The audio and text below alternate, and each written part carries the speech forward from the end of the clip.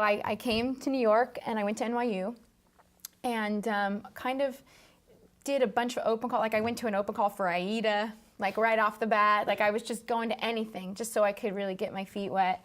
And by my second year in school, I got a Bye Birdie at Encourse, which was my first, I got my equity card and my first professional job. And I had to leave school only 2 weeks early. They let me leave. But I think, kind of to step back, like the idea of education is so personal to everybody. I could never advise anyone in the way that they should, choose their educational path. But I thought it was invaluable to be in New York with a meal plan and a dorm room and, a schedule so that I could learn the subways and learn how the auditions work and be in a controlled environment so that I wasn't like trying to make my own money and audition, and that gets very difficult at some point. So the idea of college was so foreign to my family as well. I remember being in 10th grade and my mom wanted to move to Puerto Rico. My parents had split up, whatever, and she was like, she wanted to totally revamp her life. She wanted to be near her mom, and she wanted to move to Puerto Rico. And I said, but Mom, like I want to study theater, and I don't think I can study that in Puerto Rico, and I want to go to college. And I remember she turned to me and she went, oh, you want to go to college? Like no one in my family has ever gone to college on either side. And there have been opportunities, but for whatever reason, my family has never taken advantage of that.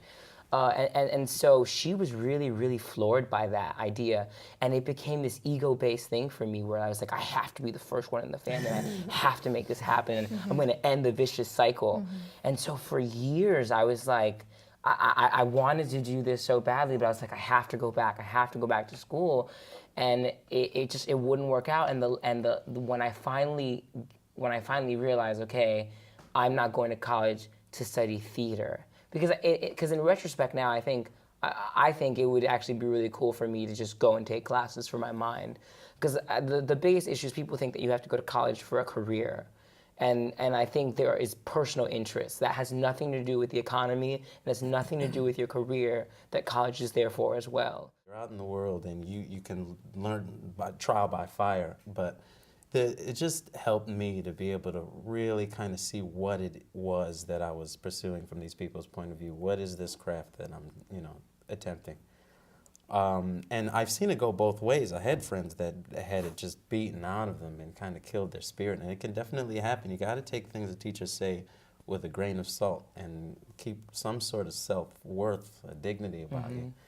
And approach every day. Like I had somebody ask me what I would say to young students, and I didn't know at first. I didn't know what to say, but I think it is to, pour what you have, pour your heart, pour your soul into the work, and the rest will fall into place. And everyone's journey is just completely different. We've had a pretty good run at this table, but there's a lot of people who their break might not come till they're 35, 45, you know what I mean? So it's, if you want to do it, persevere. But school was the best for me. I mean, I got to study a lot of different things, film class and world music, and just, it was great. And, going into it, that was the thing. My parents, they didn't go to college. And for me and my brother, all they knew of young black men in my neighborhood was either you're going to get out through football or basketball, or, you're going to sell drugs or go to jail. And my mother's mantra was, you're not going to be that kind of statistic. It was really worth it to spend those 4 years. For some people, it might not be.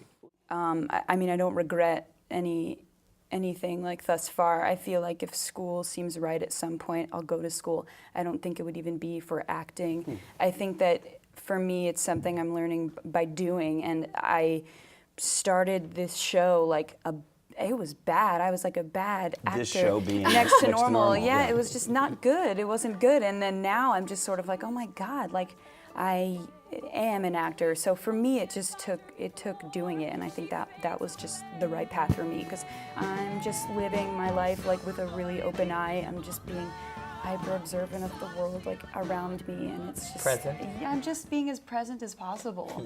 And obviously, I've haven't gotten it right on stage yet, but the day that I think I got it right is a bad day, because then, you know, there won't be anything to give. And so I just sort of am like, just trying to be as present as possible, and that's like, you know, to just be able to be on stage. I mean, period. And I can easily sound so juvenile to many people that have gone to school, but that's just how it is. Like,